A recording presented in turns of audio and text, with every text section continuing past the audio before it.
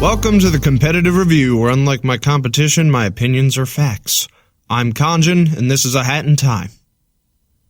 There has been a new genre of game creeping up recently, known as the $1 million crowd-funded industry veteran-backed spiritual successor platformer, or known by its more colloquial term, a piece of shit. Why does this seemingly perfect formula keep falling apart? Modeling your game after a classic is a fine idea unless you are A, oblivious as to why the original was beloved, B, too cautious with your source material, C, a dev team solely comprised of feral crane hawks. You wouldn't think the first applies since the original developers are behind these projects, but most of these devs have been away from them for a long time, and as a result can easily overcomplicate what made their work masterful in the first place. Yooka-Laylee leans more towards B. It showed a lot of promise, but ended up a misguided effort, most invested into gimmicks with little to the worth of its gameplay. And as for C, mighty number 9. So what is the difference between A Hat in Time and these games? With all this in mind, let's begin A Hat in Time.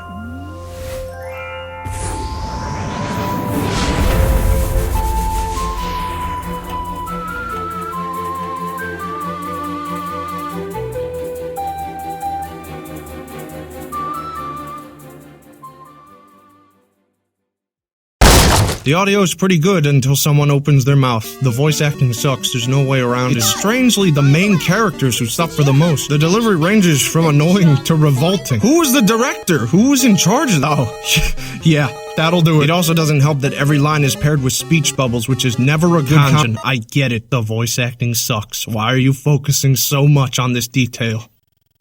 Well, I guess that's because it's the most beautiful game I've ever seen. What the fuck is the curse goes from 1,000 year old? I love you for fucking it. That's the only flaw I could find. That's it. The fucking voice acting. And it doesn't mean shit because you can turn it off right before you even start the game, though I personally recommend. No verdict yet. Let's dial it back a bit. Alright. Hat Kid is trying to get home using timepieces as fuel for her ship when suddenly Soda Popinski demands spaceship tax and ends up opening the ship door, releasing all the timepieces onto Earth. Hat Kid has to get the shit, okay? It's a game that doesn't mole in its overarching plot. It's a game that's filled with a million moments. It revels in the smallest interactions and will have you scouring every one of its dreamscapes just to see what happens when you say peck on national television.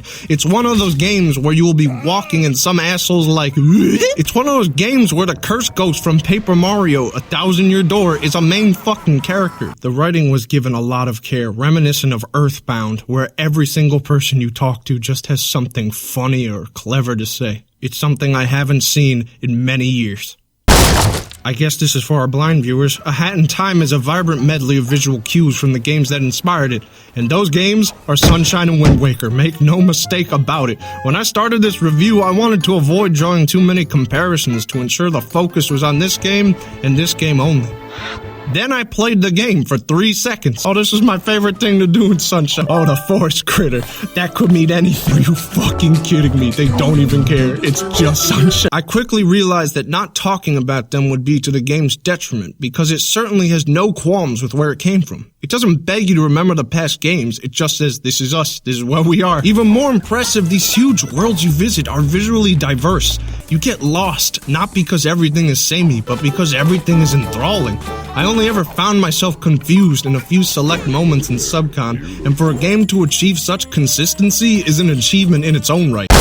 A very smart choice was made with the music, relative to the size of the level, similarly to Banjo-Kazooie. The larger levels end up with airy orchestral tracks, while more confined spaces will net you jams like this.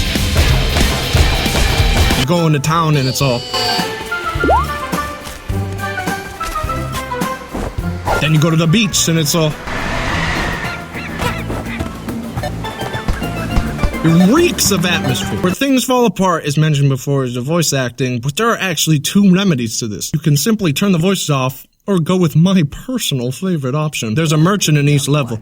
You can't miss him because he was modeled and rigged by Concept's finest in the 30-day free trial version of Maya. If you talk to him, you can buy the Mumble badge from him. If equipped, it turns all voice acting into Banjo-Kazooie speech, managing to pull it off better than Platonic did. Spoken voice acting doesn't pair well with text no matter the quality, so this is how the game is best played. Finally, I have been waiting for this. You can get beautiful art and great writing in Color Splash. You can find great music with shitty voice acting in Sonic 06. But where are you gonna find great design? In the first second of this game. Hat Kid is fun to control. Just moving her around is fun. When you combine that with a beautifully illustrated game, you're gonna wanna look over every inch. When you fill these worlds with cleverly written NPCs, you're gonna wanna find every one. When you're having fun before you have an objective, you have given your game life. The game is filled with a million gimmicks that, with the exception of a few glitches, managed to stay out of the way. And that's because the devs were confident with how Hat Kid handles. Sometimes you just want to play as Hat Kid, or sometimes you just want to turn the music down and... This is what a game is! This is what a game! This is the stupidest fucking shit. And it was in this moment that I had a theory about the game's creator. When Jonas Karloff started making this game, he had no idea what the fuck he was doing.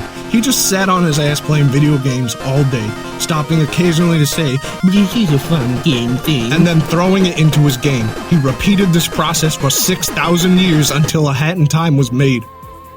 And it fucking worked. This is completely unrelated, but if you ever run into these guys, just turn the game off. It's not worth it. Don't play. No. No. No. No. No. No. When I started reviewing games, I was convinced that I no longer had the capacity to enjoy them. When I completed my playthrough, I was like that asshole from Ratatouille who got the ratatouille like his mama used to make at the end. I was fucking moved to tears. It was fun. It was just simple and fun. So what is the difference between A Hat in Time and these games?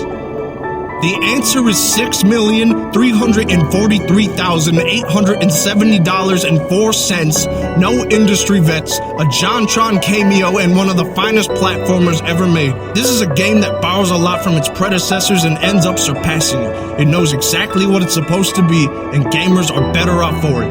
I give A Hat in Time easily a 9 out of 10. You gave those other assholes millions for empty promises. Now give this guy millions for making an actual good game, or I'll break your femur.